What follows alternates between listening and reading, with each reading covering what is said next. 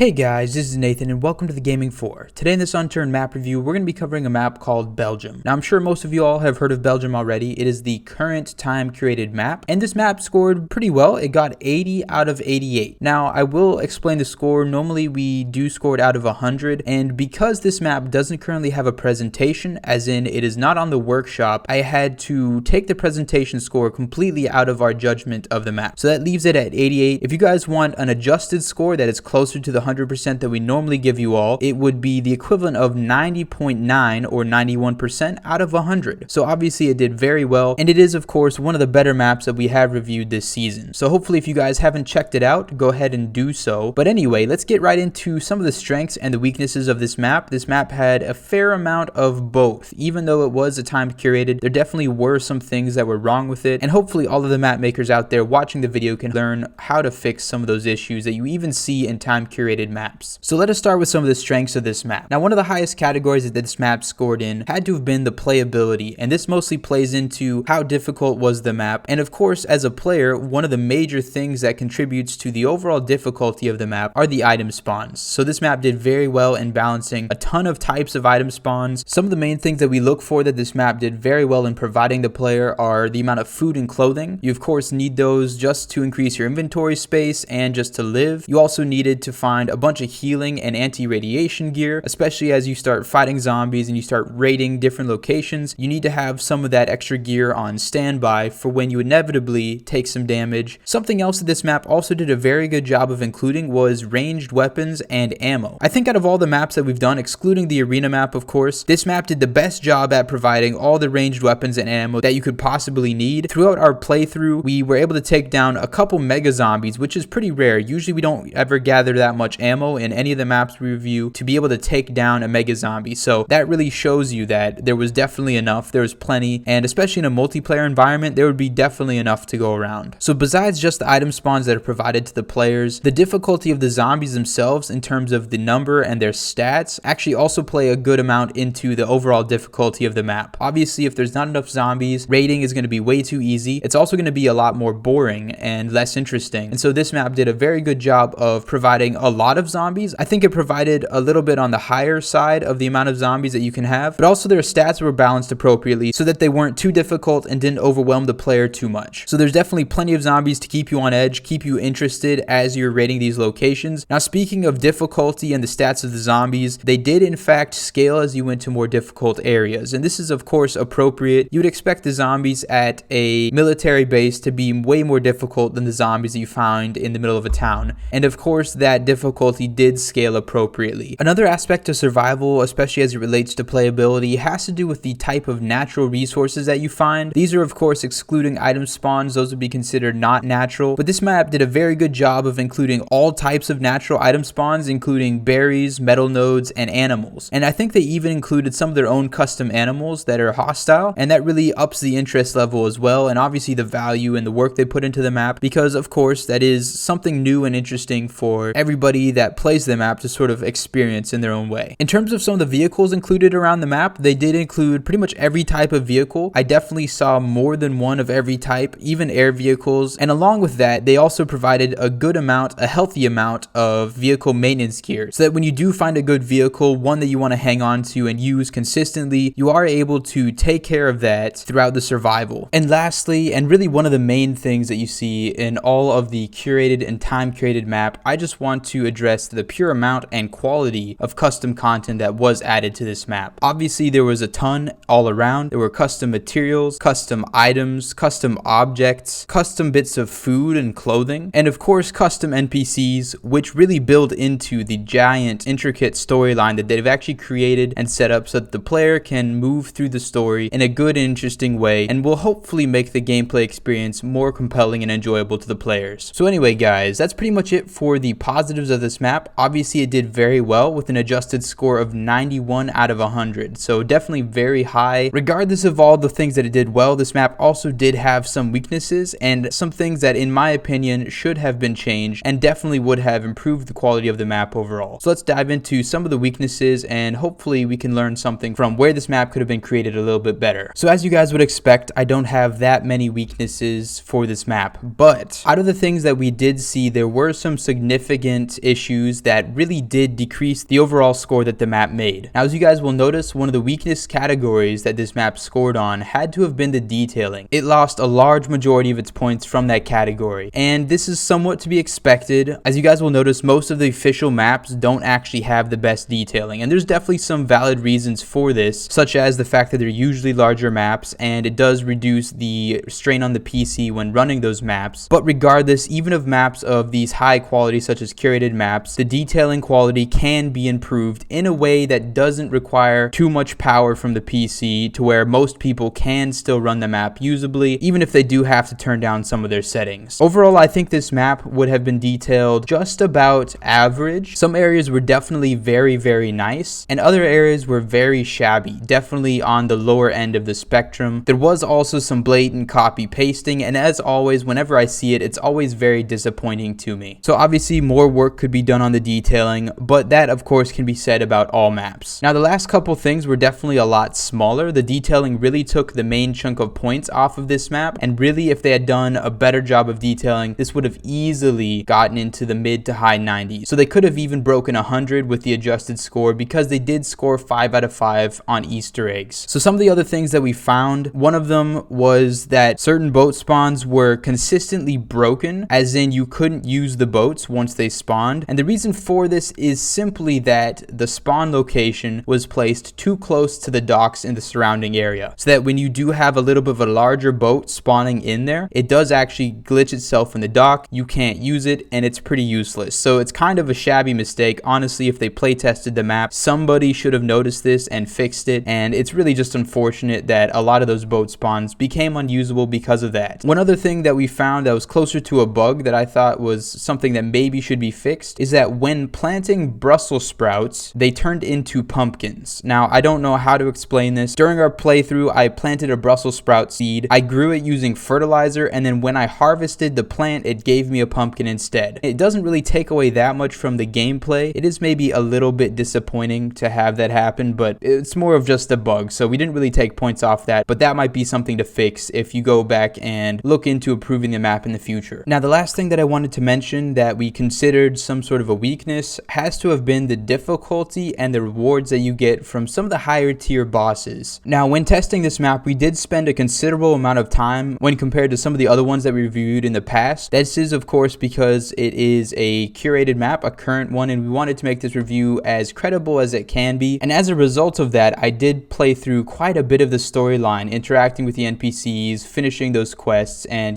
getting some of the lore behind the map. One of the things that I did during this quest line was fight the fire boss zombie, and if you guys have played through the map, you'll know that he does actually live and reside inside of the radiation zone. So of course this is going to be a very difficult boss fight. You got to deal with the radiation zombies that are mostly fire zombies as well in the area, as well as the fire boss zombie, which in and of itself is not that hard of a boss fight. All he does is breathe fire, and it has pretty short of a range, so as long as you have a decent amount of ammo, which this map does provide, he is pretty easy to take down. Regardless, because it is a boss fight and because of the dangerous situation that you're placing yourself in, I think the rewards from that boss fight and some of the other boss fights definitely could have used improvement. Overall, the rewards that I got when I defeated the boss were quite unsubstantial. I don't feel like I got the value back from the amount of ammo and time and danger I placed myself in. And of course, this is something that is based on personal preference, but maybe consider when reworking this map, if you do it in the future, maybe adjusting some of the reward tables and reward pools, and maybe making them a little bit more valuable for the player. Regardless of all the weaknesses, this map was of course really good, and I highly suggest that if any of you guys have not looked at it or played through it yet, please do so. Of course, once the timed period for its curated status ends, you will be able to find it on the workshop, and I may or may not have a link to that in the description below, so if you guys are watching this video at a later date, go ahead, check down below, and I'll try to have it there available for you all. Regardless, you should be able to find it on the workshop pretty easily. Anyway guys, leave your comments down in the description below what you thought of this review. I know a lot of you guys have played this map, and the comment section is a perfect place to rail on my review for this map, so we'll see how well I did based on your comments. Thank you guys so much for watching. Please like this video if you enjoyed it.